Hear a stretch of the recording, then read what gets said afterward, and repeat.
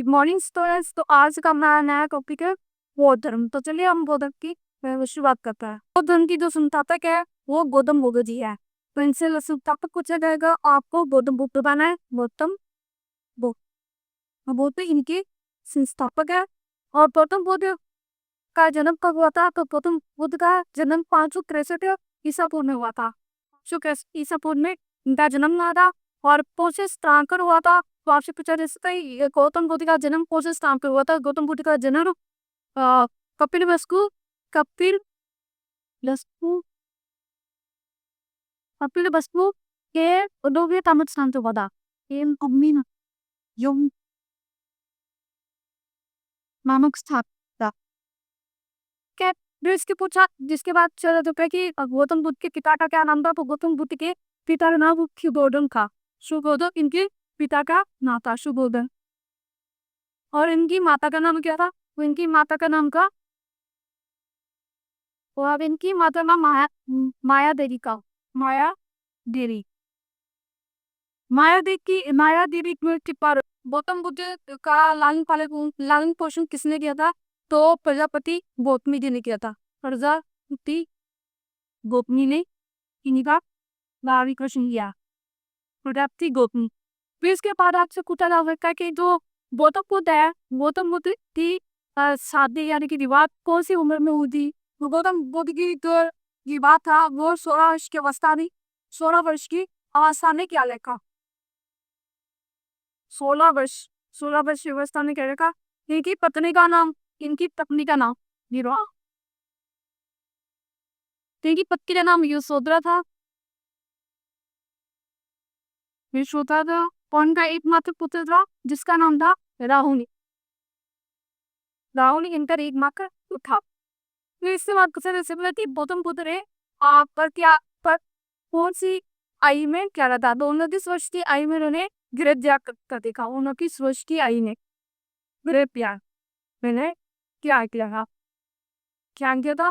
फिर इसके बाद आपसे पूछा जा सकता है कि इनके प्रथम दूत कौन थे? तो इनके प्रथम दूत है अलार कला में इनके प्रथम अलार कला इनके सतम दूत है। इनके प्रथम दूत का क्या नाम है? अलार खान इनके प्रथम दूत का नाम है। फिर इसके बाद आपसे पूछा जा सकता है कि कितने वर्ष की तपस्या के बाद इन्हें ज्ञान की प्राप्ति हुई? तो 6 वर्ष की घोर तपस्या है निर्जन तपस्या की थी उन्हें 6 वर्ष की। फिर इसके बाद इन दो पहुंचे नदी के तट पर इन्हें ज्ञान की प्राप्ति हुई है 35 वर्ष की 35 वर्ष की जब इन्हें 35 वर्ष की आयु में वैशाख नदी के वैशाख 35 वर्ष की आयु में इन्हें वैशाख की पूर्णिमा की रात यानी कि कौन सी रात को इनको ज्ञान की प्राप्ति हुई? वैशाख पूर्णिमा की रात को रात को इनको ज्ञान की प्राप्ति हुई थी। और कौन सी नदी के तट पर इन्हें ज्ञान की प्राप्ति हुई? फल्गु नदी के तट पर फल्गु नदी है इस तट पर इन्हें ज्ञान की प्राप्ति थी। और दूसरा पूछा जा सकता है कि इन जो फल्गु नदी के तट पर ज्ञान प्राप्ति कौन से वृक्ष के नीचे होगी? तो पीपल वृक्ष के नीचे है। पीपल वृक्ष के नीचे इन्हें ज्ञान की प्राप्ति की। पीपल वृक्ष इन्हें ज्ञान की प्राप्ति हुई थी। फिर इसके बाद आपसे पूछा जा सकता है कि जो ये इन्होंने अपना प्रथम उद्देश्य कहाँ दिया था? तो इन्होंने अपना प्रथम उद्देश्य कहा दिया था? तो सारनाथ में इन्होंने अपना प्रथम उपदेश दिया था। सारनाथ में इन्होंने अपना प्रथम उपदेश दिया था। और इन्होंने शाब्दिक उपदेश सबसे अधिक उपदेश कहाँ पे दिया है? तो शाब्दिक उपदेश इन्होंने कौशल देश की राजधानी श्रावस्ती में दिया। यानी कौशल की राजधानी श्रावस्ती